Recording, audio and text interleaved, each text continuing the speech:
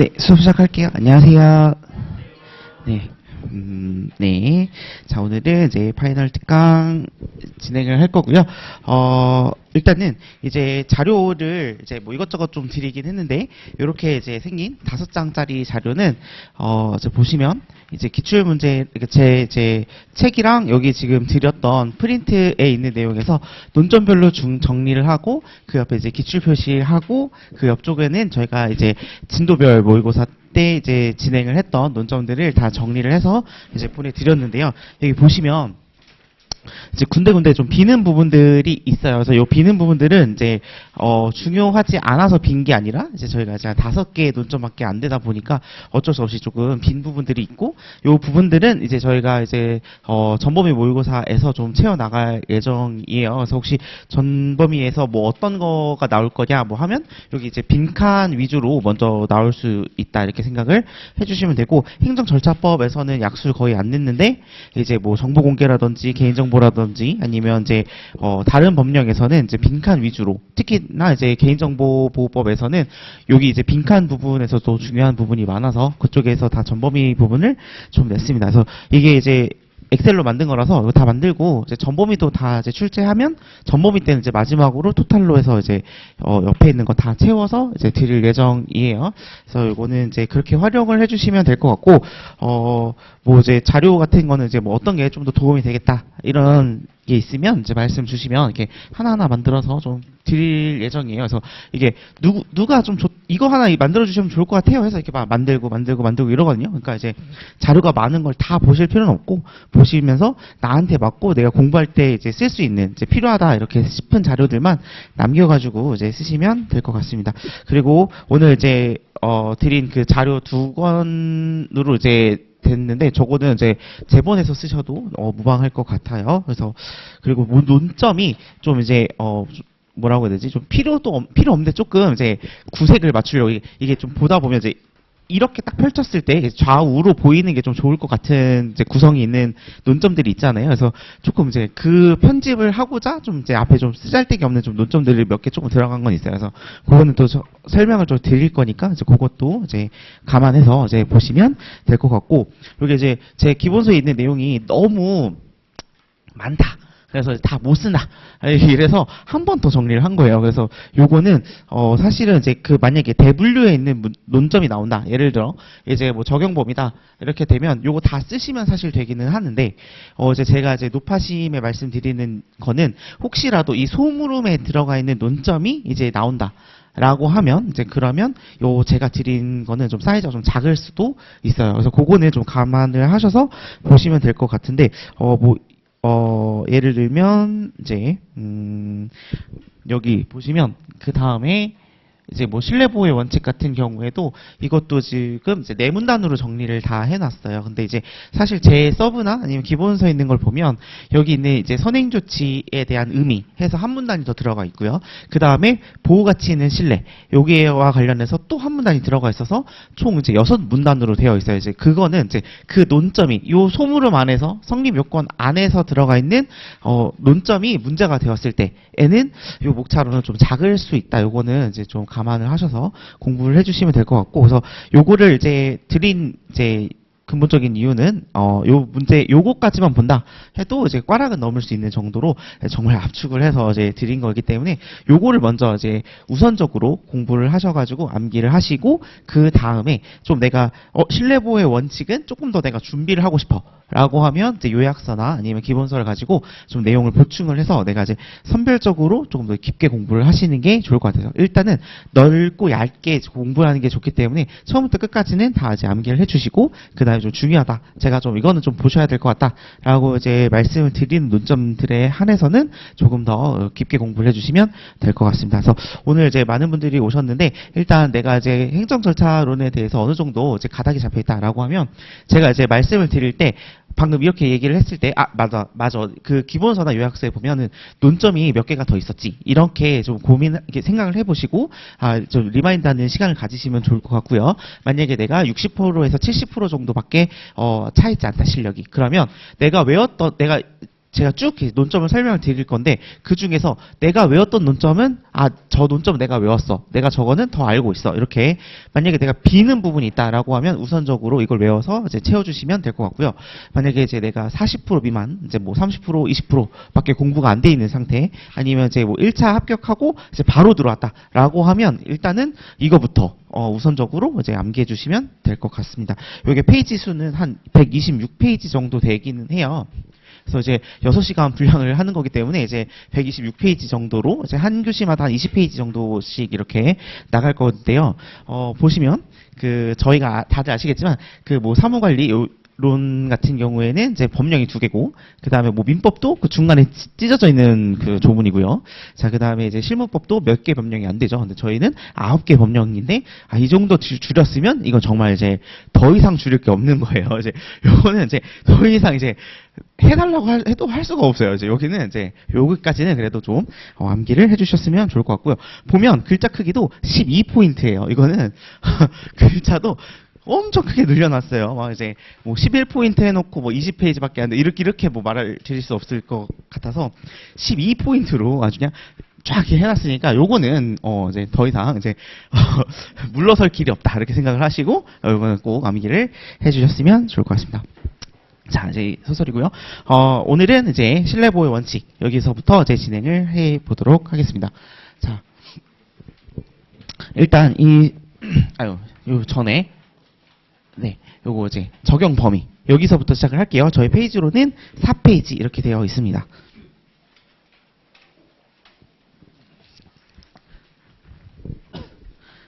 자, 요거는 이제 기본서랑 요약서에 없는 부분이어서 제가 이제 추가 논점으로 다 넣었어요. 그래서 추가 논점 되어 있는 거는 이제 기본서랑 뭐 이런 쪽에 좀 없는 건데 이제 좀 제가 이제 책 작업이 끝나고 나서 이제 계속 이제 1년 동안 이제 진행을 하면서 이제 타 시험이나 다른 거 분석을 해봤을 때 좀 중요할 수도 있겠다라고 생각이 드는 부분들이 이제 추가 논점으로 들어가 있고, 이제 내년 책에는 이거 다 그냥 정식적으로 이제 번호가 이제 새로 부여가 돼서 들어갈 예정이긴 해요. 그래서 일단은 이거 보시면 되고, 일단 행정절차법에서의 적용 범위다라고 하는 거는 우리가 행정절차법이 과연 적용이 되겠는가 이런 논점입니다. 그래서 이거를 이제 절차법이 적용이 될 수 있는, 그럼 절차법이 적용이 되지 않는다라는 개념은 뭐냐면 특별법이 우선되어서 특별법이 적용이 된다라는 의미입니다.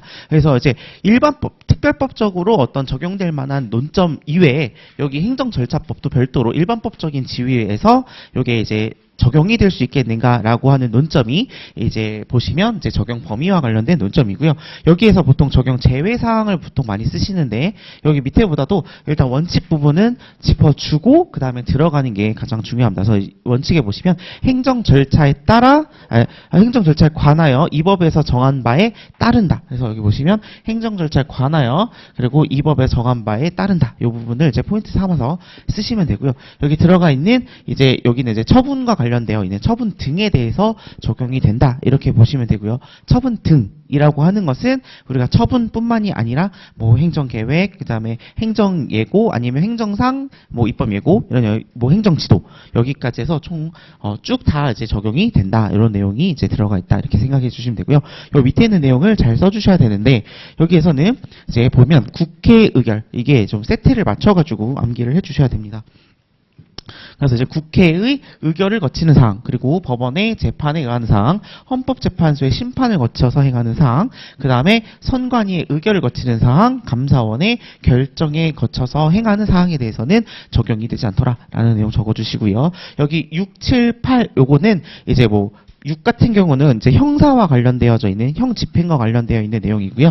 밑에 있는 7호는 이제 중대한 이익을 현저히 해칠 우려가 있는 사항 뭐 이러고, 이제 8 같은 경우는 이제 불복 절차에 따른 사항 이렇게 외워주시면 될 것 같습니다. 근데 요거는 이제 만약에 너무 이제 처음이라 외우기 힘들다라고 생각이 드시면 여기 1번에 있는 거 요거는 외워주시고요. 그 다음에 6, 7, 8은 사실 조금 생략을 한 다음에 여기서는 9가 좀 중요한 부분으로서 이제 구호는 꼭 적어주시는 게 좋습니다. 그래서 그리고 구호를 적어주실 때에는 우리가 이제 병역법에 따른 징집 소집, 그리고 외국인의 출입국 등에 관한 사항, 그리고 공무원과 관련된 징계에 관련된 사항, 그리고 이해 조정을 목적으로 하는 그러한 사항인데 플러스 성질상 행정 절차를 거치기 곤란하거나 거칠 필요가 없다고 인정되거나 아니면 이에 준하는 사항. 그래서 1, 2, 3 다 적어주셔야 됩니다. 그래서 우리가 요거를 보실 때 얘는 행정절차법이 적용이 되는 케이스가 있고 그 다음에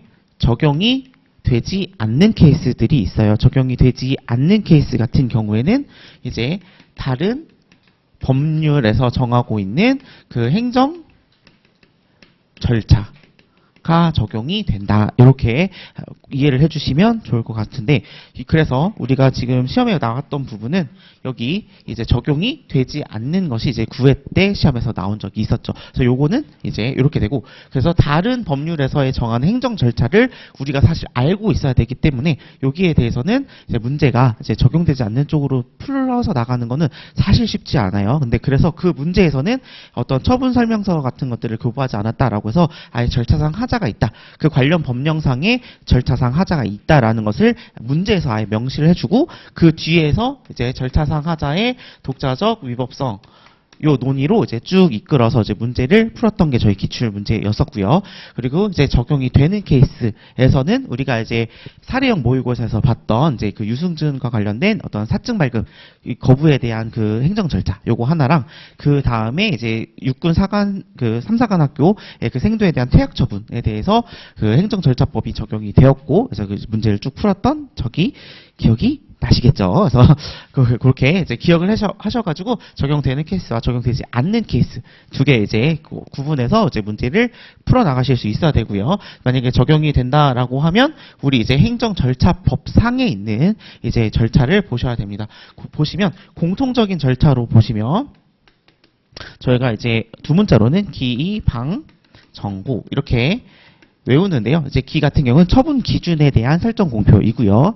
그 다음에 이는 이유 제시고요. 그 다음에 방은 처분의 방식은 문서로 해야 한다. 이런 내용이고 정은 정정이고요. 마지막으로 고 같은 경우에는 고지입니다. 이 고지는 좀 뒤쪽에서 나올 건데 우리가 이제 어떠한 처분을 받았을 때 이 처분에 대해서 행정심판이나 소송을 제기할 수 있어요라고 알려주는 것이 이제 고지제도다. 이렇게 보시고요. 그 다음에 수익적 처분과 침익적 처분 이렇게 있고 침익적 처분에서는 사전 통지 그리고 의견 정치 안에는 청문, 공청회, 의견 제출 총 3가지가 들어있다. 그래서 우리가 이제 적용이 되는 케이스다라고 하면 행정절차법상에 어떤 절차를 거쳐야 되는지를 검토를 해가지고 이제 답을 써내려 가시면 되고요. 근데 만약에 적용이 되지 않는다라고 하면 다른 법률 요것과 관련되어서 이제 다른 법률상 거쳐야 되는 행정절차가 무엇인지를 문제를 통해서 찾으신 다음에 찾게 되면 바로 이제 절차적 하자의 독자적 위법성 논의로 바로 풀어서 이제 답을 해주시면 좋을 것 같습니다. 그래서 이렇게 정리를 해주시고요. 요 만약에 적용이 되는 케이스다라고 했을 때는 1번 원칙 적어주시고요. 2번 적용 예외사항 적어주시고요. 그 다음에 3번 관련 판례 적고요.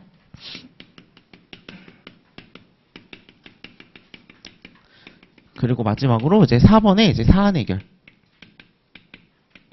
이렇게 하시면 딱 이제 두 쪽 정도 나오는 분량으로 이제 쓰실 수 있습니다. 그래서 이거는 이렇게 정리를 해주시면 되겠습니다. 중요도로 치면 얘는 사실 별 2개 이렇게 표시하시면 돼요. 이렇게 별 2개. 그래서 제가 이제 원래 이제 뭐 중요도에 대한 표시를 안 하려고 계속 마음을 먹고 있다가 아침에 딱 일어나가지고 안 되겠다. 그래도 좀 말씀을 좀 드려봐야겠다. 이런 생각이 좀 들어요. 그래서 표시는 이제 보통 A, B, C로 보통 하시는 걸로 알고 있는데 저 같은 경우에는 별 2개, 하나 아니면 없다. 이렇게 셋 중에 하나일 거고요. 거의 대부분이 별 하나나 2개일 거예요. 그래서 보시면 과연 이게 치는 의미가 있을까? 이 정도로 좀 그렇긴 한데 일단 중요하다. 이렇게 생각을 해주시면 될 것 같습니다.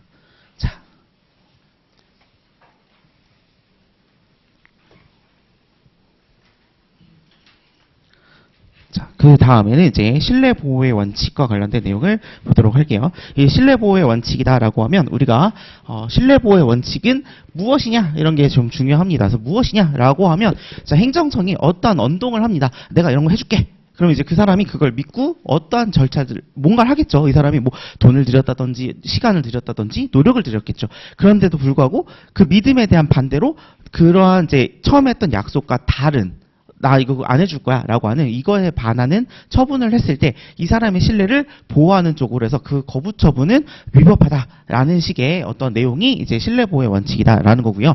그래서 보시는 분들 알겠지만 여기 뒤에 근거가 사실은 있는데 이 부분 근거는 제가 이제 빼고 의의만이라도 암기해 주세요라는 의미로 여기 넣어드린 거여서 만약에 이제 좀 더 공부를 깊게 하겠다라는 생각이 드시면 여기 근거까지 적어 주셔야 됩니다. 우리가 근거는 행정기본법 제 12조 제1항 그리고 행정절차법 제 4조 2항 이렇게 들어가 있다라는 거 알고 계시면 될 것 같고요. 자, 그다음에 성립 요건은 좀 더 이제 디테일하게 이제 문제가 나올 수 있지만 일단 요 5가지 요건은 좀 암기를 해주시면 좋을 것 같다 말씀을 드렸고요. 그래서 요거는 우리가 신, 그다음에 선, 보, 조, 인, 그리고 반 이렇게 해서 신선, 보조, 인, 반 이렇게 5가지를 암기해 주시면 됩니다. 그리고 요런 문제가 이제 신뢰보호 원칙도 별은 2개인데요. 얘는 이제 사례형 문제로 만약에 나오게 된다라고 한다면 일단 행정청 그리고 당사자 이렇게 2개를 그려주시면 되고요. 여기에서 맨 처음에 이제 신뢰보호의 원칙이 적용이 된다라고 하면 선행조치가 먼저 들어갑니다. 그리고 그 당사자가 이 선행조치에 대해서 보호가치 있는 신뢰가 쌓여야 되고요. 그 다음에 그 신뢰에 기초해서 어떠한 일정한 조치를 합니다. 그러니까 뭐 예를 들면 돈을 쓴다든지 아니면 뭐 시간을 쓴다든지 노력을 쓴다든지 그리고 이 신뢰와 그 다음에 그 보호가치 있는 이 신뢰와 그러한 행동을 하게 된 그 이유, 그 행동을 하게 된 것에는 어떠한 인과관계가 있어야 한다라는 내용이 있고요. 그럼에도 불구하고 이 행정청이 이에 반하는 조치를 했다라고 했을 때는 이 반하는 조치가 신뢰보호의 원칙에 위반이 되어서 이것이 이 반하는 조치가 위반되는 거. 위법해진다. 이런 논리가 이제 신뢰보호의 원칙이다. 이렇게 이해를 해주시면 될 것 같아요. 그래서 이 그림을 그리셨을 때 이러한 이제 그 각각에 맞는 내용들을 이제 쓰실 수 있어야 된다. 이렇게 되어 있고요. 우리가 이제 옛날에 기출문제에서 보시면 우리가 이제 그 뭐죠? 항만구역에 대해서 점용허가를 내주세요라고 했는데 2번, 3번 내줬어요. 근데 이제 3번째 신청을 했을 때는 얘가 이제 거부를 합니다. 그래서 이제 그 사안을 떠올리시면서 이 그림을 그려본다면 이 그 점용허가를 2차를 내줬다라는 게 선행조치고요. 그러면 그 당사자가 이번에도 또 내주겠지라고 생각을 해서 그 신청을 하는 거죠. 그래서 일정한 돈을 들이고 노력을 들이면서 신청을 하는데 그 사안에서는 이러한 조치와 관련된 내용이 없었다. 그냥 이번에도 또 신청하면 되겠지라고 해서 일정한 선행조치, 그 이후에 있었던 후행조치가 없었고, 그리고 그것을 선행조치라고 볼 수 없는 공적 견해 변명이라고 볼 수가 없는 그런 상황이어서 신뢰보호의 원칙이 적용이 되지 않았다라는 이제 이런 개념으로 이제 사안을 풀어주시면 됩니다. 그래서 여기 딱딱딱 맞춰가지고 어떤 요소들이 부족하고 어떤 요소들이 충족되지 못해서 해당 이제 원리가 적용이 되지 않는지 이런 것들은 이제 그리시면서 보셔야 되는 부분이고요. 이게 많은 부분들이 이제 좀 빼서 안 쓰는 부분인데요. 우리가 이제 신뢰보호의 원칙은 이렇게 성립 요건을 해당하게 된다라고 하더라도 한 발 물러서서 신뢰보호의 원칙이 적용이 되지 않는 경우라고 해서 이제 한계라고 해서 보통은 적습니다. 이 한계는 보시면 2개 이제 비교 형량을 하는 건데 한쪽에는 그 사인의 신뢰고요. 우리가 그 사인의 신뢰를 보호해준다는 말은 사실은 법에서 정해져 있는 어떠한 요건이나 이런 것들을 무시하고 그냥 내가 약속을 해줬으니까 그 약속을 지키게 해주겠다라는 개념이거든요. 사실은. 그래서 이게 정의하고는 사실은 좀 맞지 않습니다. 이게 보통 이제 법적 안정성이라고 우리가 부르는데요. 법적 안정성을 추구하면서 이제 정의를 조금 무시하는 그런 경향이 있어요. 그래서 우리가 이쪽에 들어가는 것은 그래서 공익 그리고 제3자의 이익 요걸 이제 저울질을 했을 때 사인의 신뢰가 더 크다라고 했을 때에만 신뢰보호의 원칙이 적용이 된다. 이렇게 해서 사실은 성립 요건과 적용 한계입니다. 그리고 이거 이제 다른 이제 판례는 요 전체를 이거를 이제 하나의 요건으로 보고 있어요. 그래서 판례가 이제 요건으로 볼 때는 이게 적극적 요건과 그 다음에 소극적 요건 이렇게 2가지로 이제 분류를 해서 총 6가지 요건으로 바라보고 있는데 그래서 이게 다른 학원에서는 이제 5가지 요건으로만 소개하는 경우들도 있기는 합니다. 거기에서는 인과관계가 보통은 빠져 있기는 해요. 그래도 저희는 이제 학자에 의한 어떤 논리에 의하면 이렇게 5개나 요건과 그 다음에 1개 이렇게 구분을 해서 해주시면 될 것 같고요. 마지막으로 그렇게 신뢰보호의 원칙을 위반하게 된 그 당의 이 반하는 처분은 취소의 하자가 있더라라고 이제 정리를 해주시면 신뢰보호의 원칙이 끝이 납니다. 조용하니까 살짝 걱정이 되는데 다 이해하시고 계시는 거 맞으시죠? 자, 그 다음에 우리가 이제 그 다음 논점으로 제가 정리를 해드린 거는 이제 행정절차법상의 기본 원칙입니다. 기본 원칙은 사실 얘는 이제 저희가 이제 요쪽은 이제 행정절차법은 사례형으로 보통은 출제가 되고 약술형은 출제가 되지 않으니까 약술형의 문제들은 다 별표가 없다 이렇게 생각하시면 돼요. 얘는 별표 없습니다. 자, 근데 이제 기본 원칙을 그럼에도 불구하고 이제 마지막 파이널에도 이제 넣어드린 이유는 사실 이 기본 원칙은 보시면 저희가 이제 행정조사 기본법이라든지 아니면 행정규제 기본법이라든지 아니면 다른 법에서는 이제 개인정보보호법이라든지 다 보호 원칙이 나오기는 나왔어요. 그래서 혹시 몰라서 이제 한 4개 우리 이제 행정절차법에서 가지고 있는 거는 일단 신의성실 의무, 그 다음에 신뢰보호의 원칙, 투명성, 그 다음에 행정 업무에 대한 혁신. 요 4가지는 이제 좀 그냥 제목이랑 내용 정도만이라도 우리가 좀 알고 있자 이렇게 말씀드렸고요. 그리고 행정 업무의 혁신과 관련해서는 우리가 조금 더 이제 기본서나 이제 요약서를 보시면 더 많이 써 있기는 합니다. 근데 사실 그 정도까지 가성비는 안 나오고요. 그래서 이 정도까지만 알고 계시면 됩니다. 그래서 신의성실은 이제 행정청은 직무를 수행할 때 신의에 따라 성실하게 해야 한다라는 거고, 신뢰보호의 원칙은 아까 봤던 그 내용이고요. 그다음 투명성이라고 하면 행정청이 행하는 행정자격은 구체적이고 명확해야 되더라라는 겁니다. 그래서 구체적이고 명확하기 위해서 우리가 이제 행정입법과 같은 경우에 해석 요청권이 이제 국민들에게 있고, 행정청에게 자, 이 조문은 무슨 내용입니까? 이러한 정책은 무슨 내용입니까? 이렇게 얘기를 했을 때에는 그에 따라서 해석을 해줘야 된다. 이런 내용입니다. 그리고 행정 업무 혁신은 행정청은 모든 국민이 균등하고 질 높은 행정 서비스를 누릴 수 있도록. 그래서 지금 이제 저 밑에 있는 이제 그 시골과 같은 데서는 이제 도시가 막 소멸하고 있잖아요. 그런 데에 있어서도 행정 서비스가 골고루 다 갈 수 있도록 어떤 이제 노력을 해라라는 내용이고요. 그래서 구체화하기 위해서 정보통신 기술을 활용을 해서 행정 절차를 적극적으로 혁신할 수 있도록 바꿔줘야 되고요. 또한 행정청이 생성하거나 취득하고 관리하는 그 데이터를 이제 행정 과정에서 활용하도록 노력해야 됩니다. 그래서 위에 있는 거는 정보통신 기술을 활용을 해서 행정 절차를 적극적으로 혁신하도록 하는 거고, 밑에 있는 거는 이제 데이터를 가지고 행정에 활용해라 이런 내용입니다. 그래서 행정청은 업무 혁신 추진에 필요한 어떤 이런 여러 가지 지원 방안을 마련해라 이런 내용이 나옵니다. 자, 여기까지 보시고요. 그리고 한 가지 더 말씀을 드리면 그 이제 얼마 전에 이제 7월 10 며칠인가 그때 이제 그 감정평가사 2차 시험이 있었어요. 거기서 나왔던 이제 문제들을 좀 이제 유출을 좀 해보면 거기서 나왔던 것 중에 하나가 이제 저희 감정평가사법에서도 감정평가사는 신의에 쫓아 성실하게 행동해라라고 하는 신의성실 의무가 있거든요. 그게 이제 시험에 한번 나온 적이 있어요. 그래서 혹시나 해서 여기도 같이 봤고요. 그리고 또 그 감정평가사 시험에서 손해배상의 보장제도가 또 감정평가법에 있는데 그게 나왔거든요. 그래서 저희도 마찬가지로 개인정보보호법 넘어가시면 그 손해배상 보장제도는 꼭 중요하게 보시면 좋을 것 같습니다. 자, 이렇게 됐고요. 자, 그 다음에 행정청 간의 협조 및 행정응원입니다. 여기도 이렇게 한 딱 요 정도만 이제 일단 암기해 주시면 될 것 같고요. 여기에서는 행정청은 서로 협조해라라고 하는 협조 의무가 있다. 그 협조 의무가 어떤 식으로 발현되냐라고 하면 2가지가 있는데, 협업을 통해서 발현을 되고요. 하나는 행정이 응원을 통해서 협조를 해라라는 내용이에요.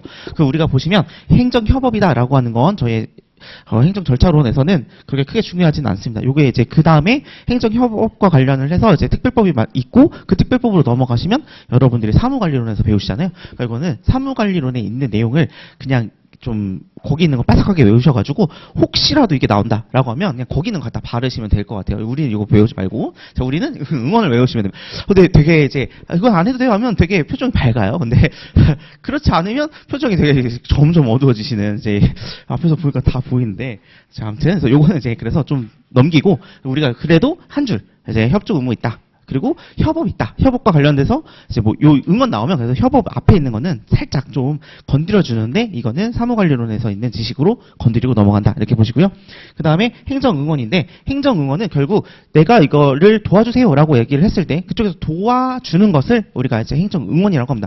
그래서 행정응원을 요청하고 그럼 저쪽에서 하는 것이 그 요청에 응해서 도와준다. 이게 이제 응원이거든요. 그래서 행정의 응원은 이제 도와주는 것이 행정응원입니다. 그래서 내가 이걸 요청하고 그럼 그쪽에서 거부 사유가 없으면 와서 도와주고 이렇게 되는 거죠. 그래서 여기 보시면 그 요청 사유가 있고 그 다음에 거부 사유가 있습니다. 그 다음에 보시면 그 법률 관계 이렇게 하나 들어가 있는 거죠. 자, 보시면 그래서 응원은 일반적인 어떤 협력을 다른 관청에 요구하는 경우 이러한 요구에 응하는 그러한 협력 행위를 우리는 이제 행정 응원이다라고 해서 여기 정의는 꼭 반드시 암기를 해주셔야 되고요. 자, 그 다음에 행정응원의 요청은 두 가지 사유가 있습니다. 법령상의 이유와 사실상의 이유다라는 거고요. 법령상의 이유로 나에게 어떠한 행정 권한이 없기 때문에 이러한 행동을 독자적으로 할 수가 없어서 그 행정 권한을 가지고 있는 자에게 응원을 요청하는 거죠. 그래서 우리가 요거와 관련을 해서는 저희가 이제 사령 모의고사에서도 한번 본 적이 있죠. 그래서 이제 대집행을 하러 들어가야 되는 건데 그 사람이 이제 막 누워있어. 그럼 이 사람이 이제 이 사람 드러낼 수 있는 권한이 그 행정 대집행을 하는 그 관청에서는 권한이 없었기 때문에 그거를 경찰에다가 응원을 요청을 하고 그쪽에서 거부 사유가 없었다라고 하면 그 도움을 받아서 행정권의 그 경찰권을 이제 투입을 해서 그 사람을 드러낼 수가 있더라라는 내용이 이제 한번 본 적이 있었죠. 그리고 이제 사실상의 이유다라고 하는 건 장비나 시설 등이 부족하는 것들을 이유다 이렇게 보시면 되고요. 그 다음에 2번과 3번은 이게 한 문장으로 좀 엮고 싶긴 했는데 그러면 이제 또 내용이 좀 이상해져서 저는 일단 두 개로 나눴는데 이거는 여러분 외우실 때는 한 문장으로 외우셔도 됩니다. 이거는 뭐냐면 행정관청 밑에 그 기관이 없는 거예요. 그러니까 다른 행정기관 밑에 있는 그 기관이 필요한 것. 이럴 때 혹은 다른 행정청이 가지고 있는 자료가 필요할 때. 그래서 이거는 앞에 있는 두 개는 이제 법령 등이나 사실상의 이유로 내가 할 수 없을 때. 두 번째 거는 다른 행정청이 가지고 있는 기관과 자료가 필요할 때. 이렇게 외워주시면 되고요. 세 번째는 다른 행정청이 하는 것이 보다 능률적이고 경제적일 때 이렇게 외워주시면 됩니다. 자, 그러면 이제 거부사유다라고 했을 때는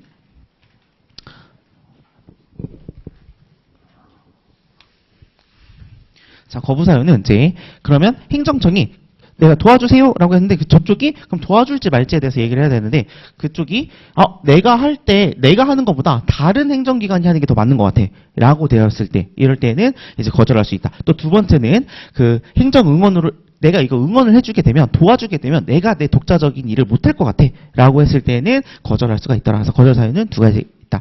나보다 저 사람이 하는 게 나을 것 같아. 그리고 하나는 내가 하면 내 일을 못할 것 같아. 이렇게 됐을 때 두 가지 이렇게 보시면 되고요. 그럼 어떠한 법률 관계가 형성이 되는가라고 하면 도움을 요청한 쪽이 있을 거고 도와주는 쪽이 있겠죠. 그래서 관리 감독은 도움을 요청한 쪽이 하고요. 돈도 도움을 요청한 쪽이 한다. 이렇게 적어주시면 됩니다. 그래서 여기는 지휘 감독과 그 다음에 비용과 관련된 내용 이렇게 두 가지로 보시면 되고요. 우리가 이거를 좀 공부 좀 많이 하신 분들은 이제 지휘 감독을 받는다. 여기에서는 이제 법령상 다른 이유가 있는 경우 다르게 적혀져 있는 규정되어 있는 경우에는 그에 따른다 이렇게 되어 있고요. 우리가 이제 비용은 이제 요청한 행정청이 부담하는 것이 원칙이지만 그런데 이제 협의로 인해서 그 방법이라든지 지급 시기 이런 것들을 분담 범위 이런 것들을 다 정할 수가 있더라. 뭐 여기까지는 이제 공부하신 분들은 좀 이제 더 채워서 이제 암기를 해주세요.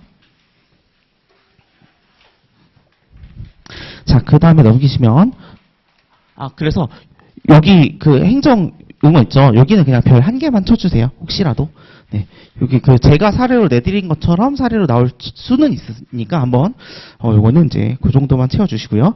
자, 그 다음에, 자, 여기는 그냥 한번 읽어보시면서 넘어가시면 될 것 같은데, 이제 행정절차법상에 당사자 등이라고 하면 우리 당사자와 이해관계인을 당사자 등이라고 표현합니다. 그 당사자 등이 될 수 있는 사람이다라고 하면 이제 그 처분에 대한 직접 상대가 되는 사람과 이해관계인인데 그들의 자격은 자연인뿐만이 아니라 법인 아닌 사단, 재단, 그 밖에 다른 법령 등에 따라서 권리 의무의 주체가 될 수 있는 그러한 자들도 다 자격을 지니게 된다라는 거고 그러한 자격은 승계가 될 수 있다라는 내용이 나오고요. 승계는 두 가지. 당연히 승계되는 경우가 있고 그 다음에 특정 승계 이렇게 있습니다. 당연 승계 같은 경우에는 그 이제 상속이나 합병 등으로 인해서 그 당사자의 지위가 상실되게 되었을 때 그 상속인이나 합병 이후의 법인이 그 지위를 이제 물려받는 것 이것을 이제 당연 승계라고 부르고요. 그 다음에 이제 특정 승계다라고 하면 행정청의 승인을 받아서 내가 그 지위에 들어가겠다라고 해서 그 승인이 나게 되면 이제 특정 승인을 특정하게 이제 승계가 되는 것 이것을 이제 특정 승계다 이렇게 봅니다.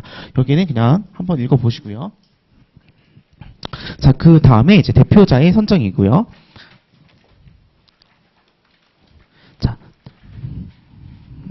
보시면 알겠죠? 아주 많이 줄여놨죠? 여기 엄청 뒤에가 많은데 이제 이렇게 줄였어요. 자, 보시면 이제 대표자의 선정이다라고 하면 우리가 이제 요거는 좀 가성비가 좀 좋은 친구예요. 그래서 대표자로 가 나와도 이거 쓰면 되고요. 대리인 나와도 이거 비슷하게 쓰시면 되기 때문에 요거 그냥 한번 외워주시고 가시는 게 좋은데 그 차이가 뭐냐 이 부분을 좀 잘 보시면 이제 대표자의 선정이다라고 하는 부분에서는 얘는 당사자 등이 너무 많은 거예요. 그래서 누군가를 뽑아서 소통 창구를 써야 되겠다라는 게 이제 대표자의 선정입니다. 그래서 당사자가 여러 명, 등이 여러 명이었을 때 그들 중에서 그 당사자 등을 대표할 수 있는 사람을 뽑자. 이런 개념이 당사자 등의 이제 대표자의 선정이고요. 자, 이럴 때는 그 보시면 대표자를 이제 선정할 수 있다. 여기 원칙을 먼저 꼭 알고 계시고요. 여기 뒤에는 요 뒷부분을 좀 알고 계셔야 됩니다. 근데 만약에 지금 이게 당사자 등이 한 100명, 200명 이렇게 돼요. 그러면 이제 대표자를 뽑아서 그 대표자를 소통 창구로 써야 되는데 얘네들이 대표자를 선정하지 않거나 아니면 대표자가 너무 많아요.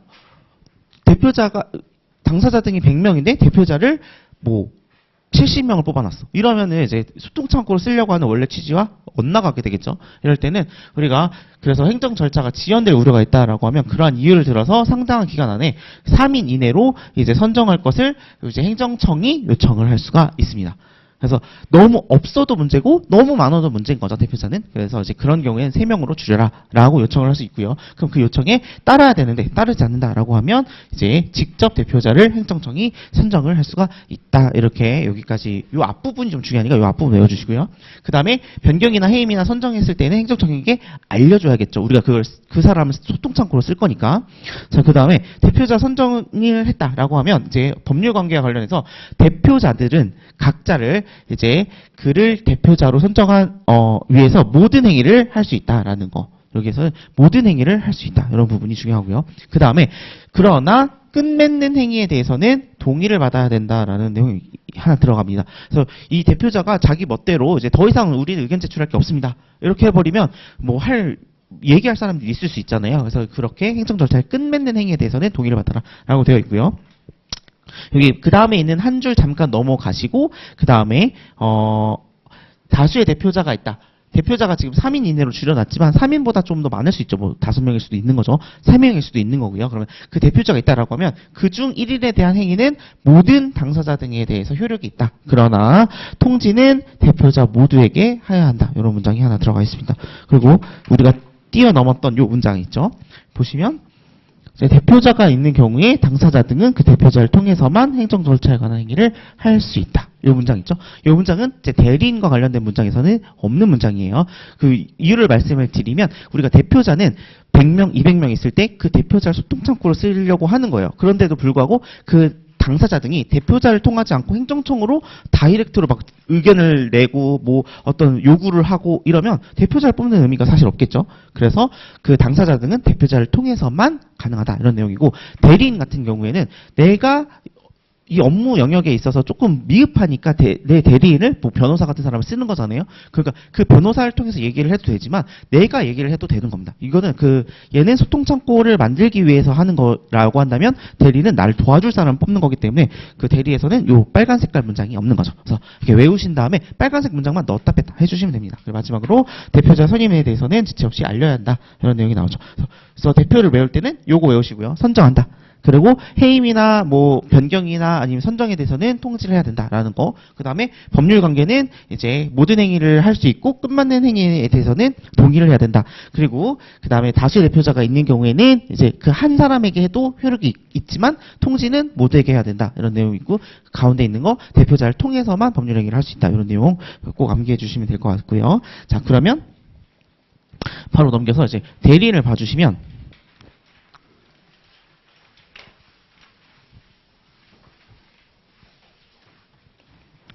그래서 보시면 아까처럼 변경이나 해임을 할 수 있다. 그리고 이럴 때는 통지를 해야 된다. 이런 내용 나온 거 똑같이 있다는 거 보실 수 있고요. 자, 그 다음에 대리인으로 선정했다라고 하면 모든 행위를 할 수 있다. 그러나 끝맺는 행위는 동의를 받아야 된다. 그리고 그중 1인에 대한 행위는 모든 당사자에게 효력이 있고 그러나 통지는 모두에게 해야 된다. 똑같죠? 그 빨간색 문장만 없다 이렇게 생각하시면 되고요. 그 다음에 여기도 마찬가지로 대리인의 선임과 관련된 내용이 중요합니다. 대리인의 선임이다라고 하면 대리인이 될 수 있는 사람은 누군가인 거죠. 나를 도와줄 사람이 좀 멍청하다 이러면 안 되겠죠. 그래서 우리가 보면 중간에 나의 친족들 그리고 당사자 등이 법인이라고 한다면 그 임직원들 혹은 변호사 혹은 허가를 받은 자 아니면 법령 등에 따라서 가능한 자 이렇게 총 5가지가 있습니다. 이거는 꼭 암기를 해주시면 될 것 같고요.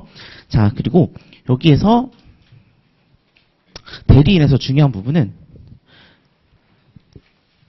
이 부분이에요. 마지막 5번 변호사의 진술권을 이제 박탈한 그 처분의 위법성. 요거는 이제 진도별 모의고사에서도 저희가 출제를 했던 부분입니다. 요거는 뭐냐면 우리가 이제 아까 보시면 대리인으로 선임할 수 있던 자들 중에서는 변호사가 있었어요. 그리고 변호사의 도움을 받을 수 있는 권리는 우리가 헌법상의 기본권으로서 잡혀져 있습니다. 그래서 그 대리인을 이제 변호사를 이제 대동을 해서 행정 절차를 이제 진행을 해야 되는데 그러한 변호사를 대동할 수 없게 했다라고 하면 우리가 이제 보시면 절차상 하자가 인정이 된다. 이렇게 그래서 절차상 하자로 보시면 됩니다. 그래서 우리 아까 잠깐 말씀드렸지만 그 3, 4관 그 생도생에 대한 퇴학 처분에 대해서 우리가 풀었던 문제예요. 그 거기에 대해서 이제 변호인이 이제 징계 절차에 있어서 변호인을 데려가서 의견 진술을 하려고 했는데 그 변호사를 못 데려갔어요. 그랬어요. 이런 경우에는 우리가 어떻게 되는가?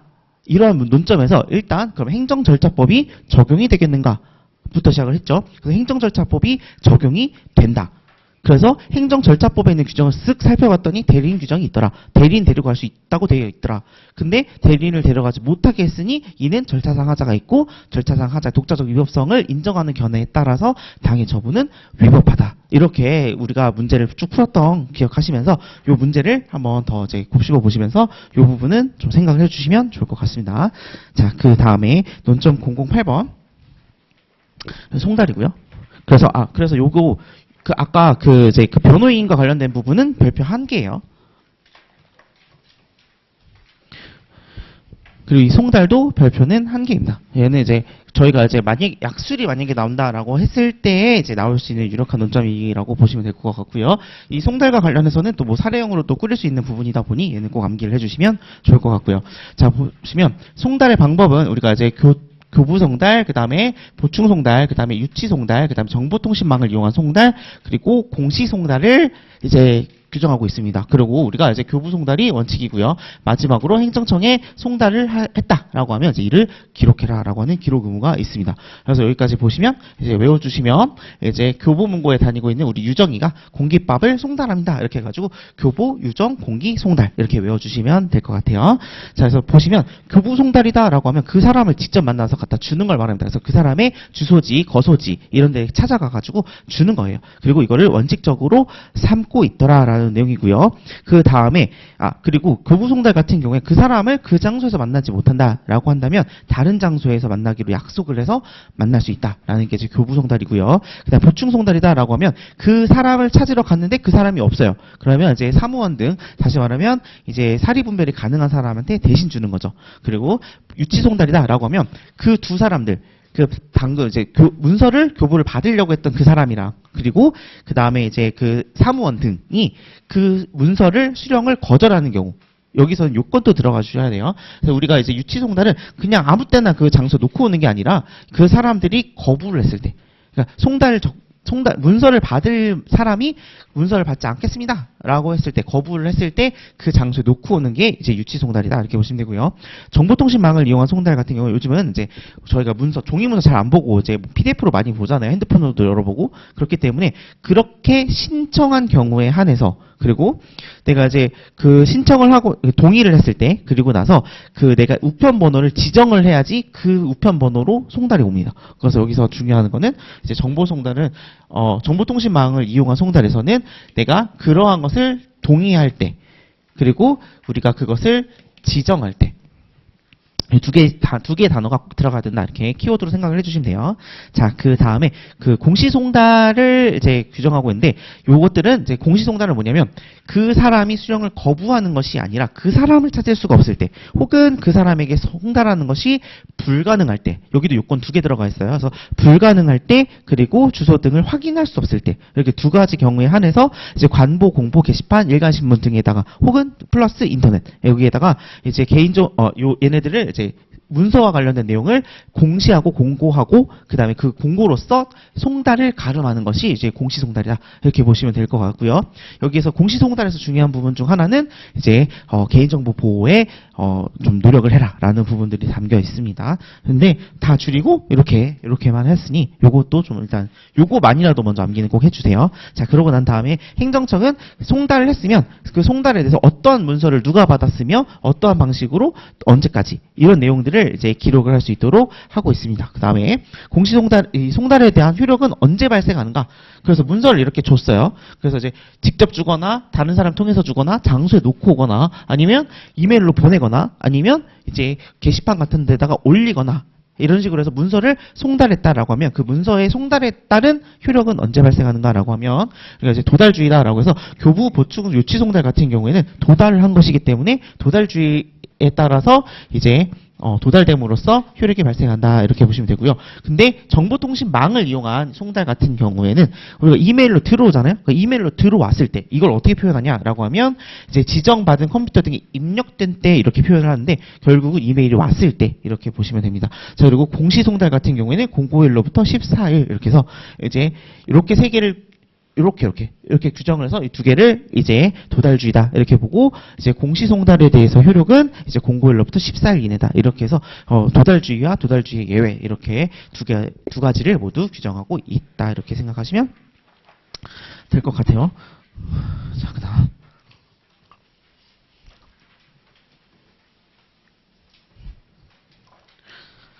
그 다음에 보시면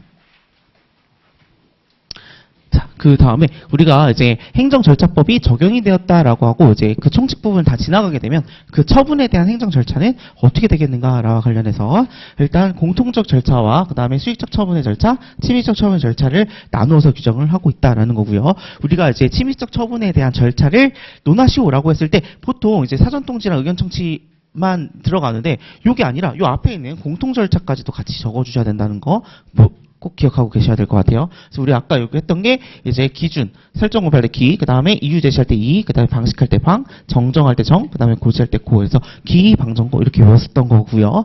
자, 그 다음에 여기 수익적 처분의 절차도 알고 계셔야 됩니다. 그리고 침입적 처분의 절차는 사전통지, 의견청취, 청문, 공청회, 의견 제출 이렇게 있더라 이렇게 알고 계셔야 되고요. 수익적 처분에 대한 절차도 사실 우리가 침입적 처분에 대한 절차는 저희 기출문제에서 2번 정도 나왔고요. 그 안에 있는 세부적인 논점들로 해서도 수없이 많이 나왔어요. 그렇지만 이제 사실 수익적 처분에 대한 절차는 나온 적은 없어요. 그런데 그래도 알고는 계셔야 될 것 같아요. 이것도 꼭 알고 계셨으면 좋겠어요. 그래서 전범위 모의고사 때 한 번은 만나게 되실 거예요. 말씀드렸어요. 그때 욕하지 말라고 미리 말씀드린 거예요. 자, 이렇게 암기를 해주시고, 자, 그 다음에 좀 알고 계셔야 되는 것 중에 하나가 우리가 이제 이러한 절차를 거치지 않았을 때 어떠한 효과들이 발생할 수 있겠는가라는 거에서 우리가 사전통지, 의견청취, 그 다음에 이유제시, 요거는 거치지 않았을 때에는 우리가 절차상하자의 독자적 위법성 논의로 빠져가지고 쓰시면 됩니다. 그런데 우리가 이제 처분의 기준의 설정 공표는 좀 이따 보시겠지만 독자적인 논의가 있고요. 얘는 저희가 저희 기출 아니고 타 기출로 나온 적이 있어요. 바로 직전에. 그래서 입법고시로 나온 적이 있어가지고 저희 꼭 알고 계셔야 되고요. 그냥 처분의 방식이다라고 하면 문서주의를 위반한 그러한 처분은 당연히 무효입니다. 이거는 그냥 절차상하자 독자적 위법성 논의로 가는 게 아니라 그냥 중대 명백설에 따라서 무효다 이렇게 그냥 가시면 되고요. 얘는 시험에 나온 적이 있어요. 저희 기출로. 그리고 정정은 안 보셔도 되고요. 그다음 고지도 타 기출에서 이번에 나왔어요. 올해인가 작년인가 지금 나왔는데 이 고지제도는 여기서 말하는 고지는 우리가 처분의 고지가 아니라 그 처분을 하면서 그 처분에 대해서 너는 불복 절차는 어떻게 되고 기간은 어떻게 되고 이렇게 다툴 수 있어 라고 하는 내용을 알려주는 걸 고지라고 해요. 그래서 가끔 이제 이 고지 제도에 대해서 문의를 하실 때 질문 주실 때 이게 내가 고지를 하자 그러니까 그 처분을 이제 뭐 문서로 고지하지 않았다. 약간 이런 식으로 나왔을 때 이걸 그 고지랑 엮을 수 있는데 그렇게 엮으시면 안 되고 그거는 문서주의 위반이라고 해서 이제 방식으로 빠지셔야 되는 거고 그 처분을 고지하지 않았다가 아니라 그 처분에 대해서 고지랑 다 잘했는데 그 처분에 대해서 불복 절차에 대해서 안내를 하지 않았다. 라는 제도예요. 안내를 해줘라라는 제도고 우리가 요거는 이제 얘도 절차자가 독자적 위법성 논의로 빠지는 것이 아니라 고지를 하지 않았다라고 했을 때도 행정처분의 위법성에 영향을 미치지 않는다라는 결론 내려주시고 그럼 어떤 효과가 발생하냐라고 하면 행정심판법상의 효과가 발생한다라고 해서 여러분들 행정사 실무법에서 보시는 오고지 불고지 있죠. 그거를 이제 그러한 효과만 발생할 뿐이지 고지를 하지 않았다, 안내를 하지 않았다라고 했을 때 해당 처분이 위법해지지는 않는다라는 결론까지도 암기를 해주시면 될 것 같아요. 자, 그럼 이제 구체적으로 하나씩 들어가서 보시면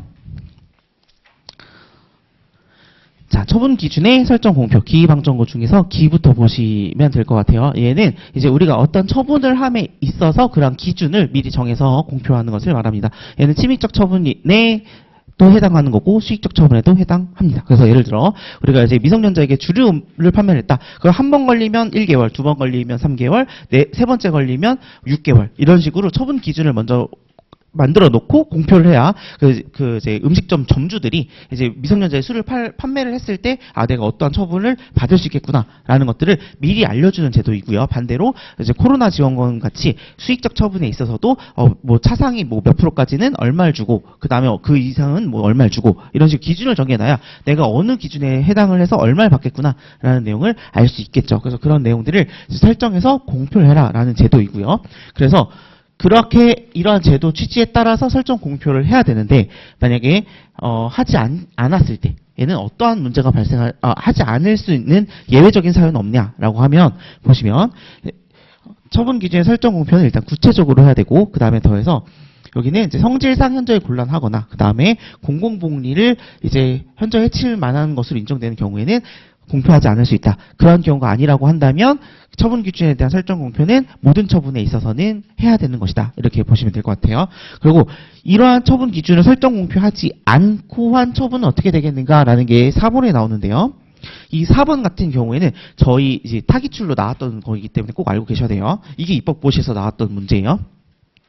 그래서 이제 처분 기준을 설정 공표하지 않았다. 미리 설정 공표하고 그런 처분을 했어야 되는 건데 그런 걸 하지 않았을 때 어떻게 되겠느냐라고 한다면 이거는 이제 취소 사유에 이를 정도의 흠이 존재한다고 볼 수는 없다는 입장입니다. 따라서 적법하다.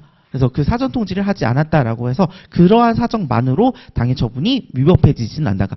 그 사정만으로 이게 중요합니다. 그래서 이게 원칙적으로는 아니다. 그러나 구체적으로 들어가 봤을 때 하지 않았음이 이제 뭐 그냥 귀찮아서 안 했다. 약간 이런 식 있죠. 이런 경우에는 위법해질 수 있는데 원칙적으로 어떠한 그러한 사정을 고려하지 않고 본다면 그런 원칙적으로는 위법하다고 볼 수는 없다라는 입장 알고 계시면 될 것 같고요. 처분 기준이 그래서 한 번 걸렸을 때 3개월 이내에 이렇게 정해져 있었는데 처분을 4개월을 했다. 이러면 처분 기준과 다르게 한 처분에 대해서 어떠한 문제가 되겠는가라는 거죠. 여기에서는 처분 기준이 법률에 규정이 되어 있다라고 했을 때는 그러한 처분은 그 법률을 위반한 거니까 위법하다.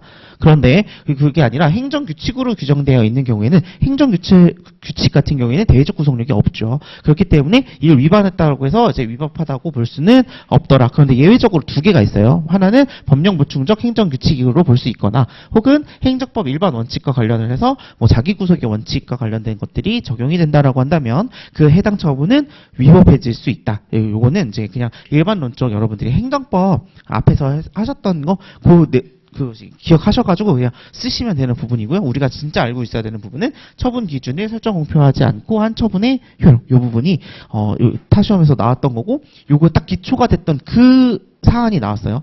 그래서 이것도 뭐 여행사와 관련된 내용인데 요거는 이제 그런 내용만 좀 알고 계시면 좋을 것 같고요. 그래서 얘는 별표는 2개요. 자, 이렇게 2개고요. 그 다음에 이제 처분에 대한 이제 이유 제시와 관련된 부분이고요.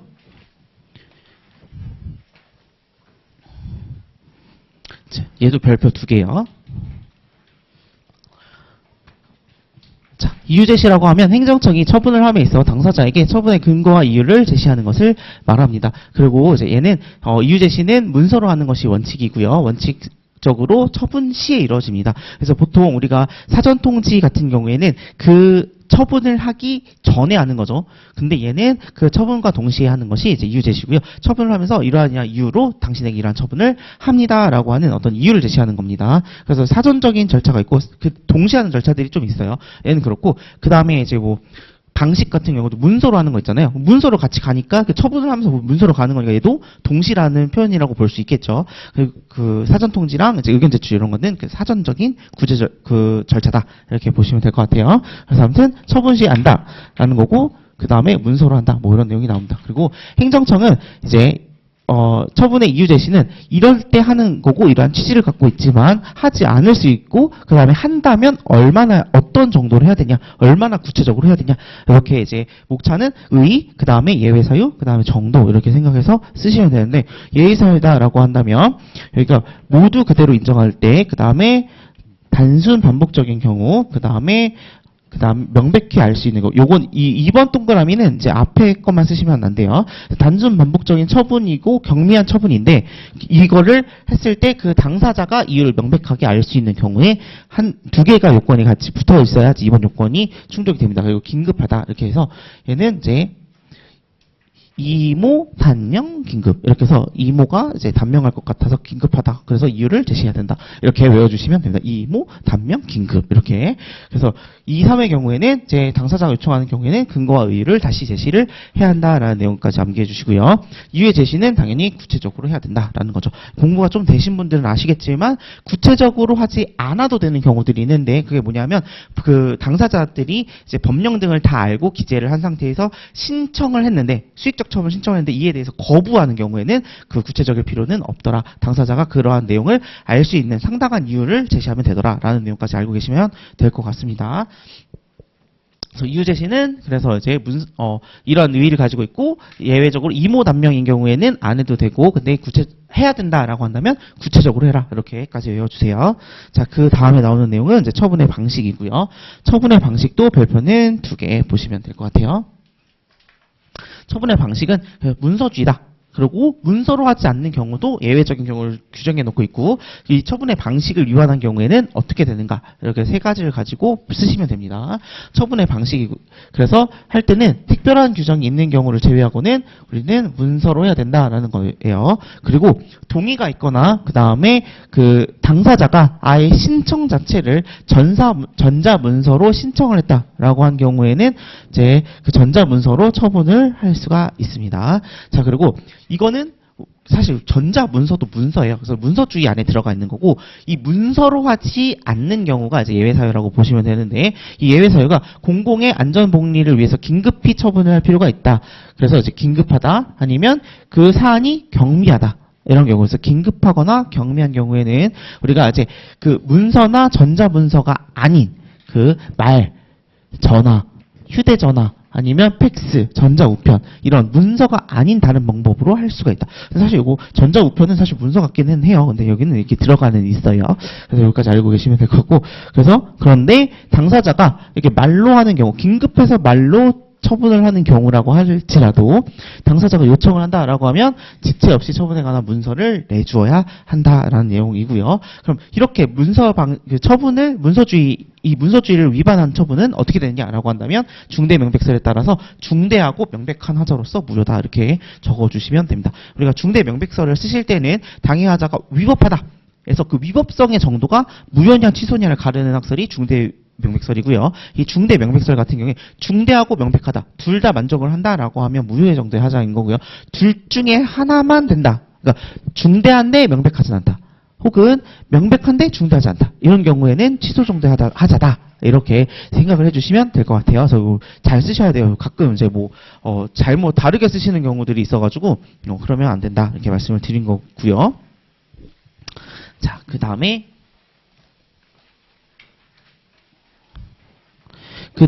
고지. 자, 얘도 두 개예요. 자, 지금 뭐가 다 이렇게 다 두 개냐 이런 생각이 하실 수 있는데 이제 그 처분의 그 절차와 관련해 가지고 기방정고랑 그 다음에 이제 거기들은 다 그냥 별표 두 개라고 생각하시고 그냥 쭉 들으시면 될 것 같아요. 자, 고지는 아까 말씀드린 것처럼 그 처분을 고지하지 않았다가 문제가 아니라 그 처분은 제대로 발행했는데 그 처분에 대해서 불복할 수 있다라는 안내를 하지 않은 것, 이것이 이제 고지를 하지 않았다 이런 내용이라고 보시면 될 것 같아요. 그래서 보시면 불복을 할 수 있는지 조금 더 내려서 보죠. 그래서 이제 보시면 불복을 할 수 있는지, 그리고 행정심판이나 행정소송 등 이런 불복을 할 수 있는지, 청구 절차는 어떻게 되고 청구 기간은 어떻게 되는지, 이러한 그 불복과 관련된 내용을 안내해 주는 것을 우리가 고지제도라고 하고요. 이 고지제도를 해주는 가장 근본적인 취지는 행정쟁송을 통해서 그 국민들로 하여금 권리를 구제받을 수 있는 수단을 알려주는 게 1차적인 목표고요. 두 번째는 행정청이 야, 내가 이러한 처분을 했을 때 너가 문제가 있을 것 같으면 소송 제기해, 이런 말은 그만큼 자신을 있어라 라는 얘기예요. 그래서 행정청이 어떠한 신중을 기해서 적정한 처분이 이루어지도록 하는데 취지가 있다, 이렇게 보시면 될 것 같고요. 그래서 이제 아까 말씀드린 것처럼 고지하자가 위법사유가 과연 되겠는가라고 했을 때에는 그러한 처분의 위법성을 주장할 수가 없다. 그리고 행정심판법에 따른 효과만 발생합니다. 여기 소송 아니고요, 행정심판입니다. 그래서 행정심판법에 따른 오고지와 불고지 제도가 적용이 된다라는 거고요. 그리고 오고지 불고지 한번 말이 나왔으니까 말씀드리면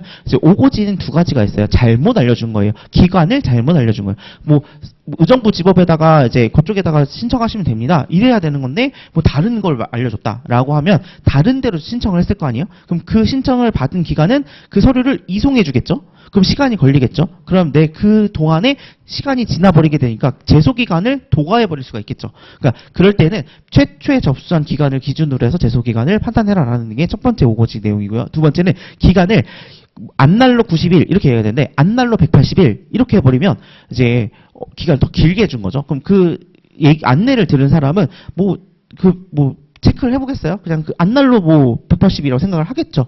그러니까 이제 그렇게 해서 도과할 수 있으니 잘못 알려줬다, 길게 알려줬다. 그러면 길게 알려준 대로 이제 제소기간을 판단한다, 이런 내용이고요. 불고지는 아예 알려주지 않았다라고 했을 때 안날에 대한 적용은 사라지고 있은 날로부터 180일만 적용이 된다라는 내용이 이제 오고지와 불고지에 대한 효과입니다. 그리고 마찬가지로 아까 심판이라고 말씀드렸죠. 그 밑에 보시면 그 소송의 행정소송법에서는 준용되지 않는다까지 알고 계시면 실무법도 해드린 거예요.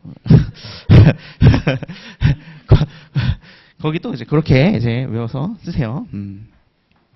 자, 그 다음에 이제 여기는 이제 수익적 처분에 대한 행정 절차 해가지고 우리가 처분에 대한 신청, 그리고 다수의 행정청이 관여하는 처분, 그리고 처리 기간의 설정 공표입니다. 앞에 있었던 건 처분 기준의 설정 공표고요. 여기 수익적 처분에 있어서는 처리 기간의 설정 공표입니다. 그래서 언제 내가 신청을 하게 되면 그 신청에 대한 답변을 언제까지 줘라라는 내용이 처리 기간에 대한 설정 공표와 관련된 내용이다, 이렇게 보시고요. 그리고 보시면 로마자 2번과 3번은 크게 중요하지 않아요. 로마자 1번이 제일 중요한 내용입니다. 로마자 1번 보시면 그러한 처분, 수익적 처분 같은 경우 우리가 그 잘못된 일은 그 행정청이 나와가지고 계속 지적을 합니다. 너 잘못했어. 근데 잘하고 수익적인 거는 우리가 찾아가서 이제 신청을 하지 않으면 안 줘요. 다들 아시겠죠? 그래서 저도 옛날에 국가장학금 신청하는 걸 모르고 그냥 점수 좋으면 주나보다 하고 신청 안 했는데 안 나오더라고요. 그래서 수익적 처분은 신청을 항상 기반으로 한다, 이렇게 저는 아주 뼈저리게 알고 있어요. 그래서 신청을 꼭 해야 한다, 이렇게. 그래서 신청, 그리고 그런 그 신청을 접수하는 거죠. 그럼 행정청은 접수를 해주고, 그러면 그 신청서가 뭔가 흠결이 있다라고 하면 보완이라든지 변경 취하를 하게 되고요. 그럼 신청을 하게 되면 효력은 언제 발생하게 되겠는가, 이렇게 네 가지 섹터를 가지고 이제 암기해 주시면 되는데, 처분의 신청이다라고 하면 문서로 해야 된다. 그리고 필요한 여러 가지 서류들을 다 게시해 놔야 된다라는 거고요. 그 다음에 업무에 대한 편람도 비치해 놔야 된다. 그래서 여러분들이 가족관계 등록에 관한 어떤 이제 증명서 같은 걸 떼러 갈 때 보시면 다 그 안에 보시면 다 서류들 다 이제 그 주민센터 밑에 이렇게 다 들어가 있죠. 신청서들. 그리고 가보시면 업무 편람이라고 해서 신청서 코팅해가지고 여기 이렇게 형광펜 다 쳐져 있습니다. 이렇게 여기다 글씨 쓰시면 됩니다. 이렇게 이런 식으로 게시해 놓고 편람할 수 있도록 해놔야 된다라는 거고요. 그렇게 해서 처분을 신청을 하게 되면 그 접수라는 말을 받아준다는 말이잖아요. 받아준다라는 거고, 부당한 이유로 반려를 해서는 안 된다. 그리고 우리가 접수증을 교부를 해주게 된다라는 건데 즉시 처리되는 것에 대해서는 우리가 접수증을 교부하지 않을 수 있다라고 해서 여기와 관련돼서 예외와 관련해서도 좀 외워주셔야 됩니다. 자, 그리고 신청인의 편의를 위해서 다른 행정청에 신청을 접수할 수 있게 해주는 제도가 있습니다. 그래서 을한행정사님이랑 가끔 이제 뭐 이런저런 얘기 막 하다 보면은 요즘에 무슨 뭐 이런 이제 등본이나 이런 거 뗄 때 은행이나 이런 데서도 뗄 수 있다고 하더라고요. 그래서 이제 그런 식으로 뭐 이게 좀 놀라지 마세요. 저도 정확히 몰라요. 한 달이 건너서 이렇게 계속 듣다 보니까. 아무튼 이렇게 그런 식으로 어떤 이제 주민센터에서 뗄 수 있는 물건, 어떤 서류들을 이제 은행에서도 뗄 수 있는 그런 제도들이 있다고 해요. 그래서 이런 식으로 신청인의 편의를 위해서 다른 신청서에서 받을 수 있게 한다든지 이런 것들이 있습니다. 또 특히나 그 건축물 현황 도면 같은 경우에는 그 구에 가서 그 부동산 소재지 가서 원래 떼는 게 원칙이에요. 근데 그거 요즘에 이제 다 전산이 돼 있어서 다른 행정청에다가 접수를 했을 때 그럼 이제 그쪽에다 요청을 해서 받아서 떼서 주더라고요. 이런 식으로 다른 행정청에 신청을 접수하게 할 수 있는 이제 편의를 위한 제도들이 있을 수 있다는 거고요. 아까 말씀드린 것처럼 구비서류에 흠이 있다라고 하면 보완 같은 것들을 요청할 수 있고요. 효력 발생 시기는 문서가 여기도 당연히 도달되거나 입력된 때 이렇게 보시면 될 것 같고요. 2번 같은 경우 이제 다수의 행정청이 관여한 처분에 있어서는 지연되지 않도록 해라라는 거 있고요. 로마자 3번에 나오는 처리기간 설정 공표는 처분의 어떤 처리 기간을 종류별로 미리 정해서 공표를 해야 하더라라는 내용이 담겨져 있습니다. 여기까지 보시고 일단 침익적인 거는 요거까지 쉬고 그 다음에 침익적인 거 볼게요.